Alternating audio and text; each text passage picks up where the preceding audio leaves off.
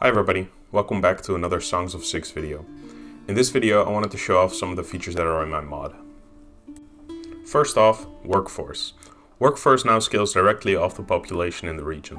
The growth building increases population capacity and now costs government points instead. The Town Hall is now a pointless building that does nothing, but it can't be modded away. I've also added a few new buildings, the Food Stall and the Slavers Guild. The food stall increases population capacity. For each region you can choose which food types are consumed, and the consumption scales with the population inside the region, not just the static amount of population increases. So it'll help you boost population in regions at the cost of logistical overhead, but combining it with the growth building adds an additional cost that you're not getting paid for. So it's best built when you don't have the government points to spend. The Slavers Guild reduces population and outputs POWs instead.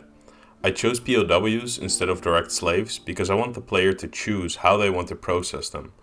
Garthini might want to crank up the execution rate of their criminals and process them into input for the food stall. You can choose which races you have sent to the capital and which are simply executed in the region. The global buildings have been changed as well. Their effect is now much smaller. They can no longer be upgraded, but you can build a lot more of them. The school no longer applies a flat bonus output, instead it implies a percentage of your science to your region. This scales up to 50% at 10 schools. The Workers Guild now adds a percentage to the workforce and population of all regions. The workforce scales off of population, so it's a double whammy. But you'll also need to increase the loyalty and health everywhere. This scales up to 30% at 15 guilds.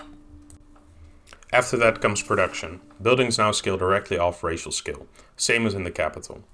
Prospect has been removed, and instead of scaling output, the max level is capped for each industry depending on how well it fits in the region. So you can only build a level 1 woodcutter in a sparsely forested area, but it'll produce the same amount as in a forested area, but there you could upgrade it to level 10. Next up is refining and crafting. You can build them in the regions same as in your city. Unlike the primary sector industries, you can always upgrade these all the way up to level 10. Some of these buildings you can make multiple of, so if you want to cook piva and shideh in the same region, you can. Input values are directly settled with your outputs of all your regions, so if one region is making a lot of wood, another one can make a lot of furniture without shipping the wood to your capital first and having it be picked up by the region for the carpentry.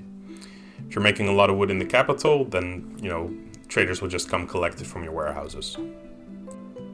I hope you can appreciate the impact on gameplay this has, and if you're intrigued by my explanation, then go ahead and give my mod a whirl. There's also an optional feature where I've completely rewritten how the NPCs on the world map behave, which is what has been running on the background for most of the video. But I'll save an explanation on that feature for another video. If you have any questions or suggestions, I hope to see you in the Songs of Six Discord. Good luck, have fun, and see ya!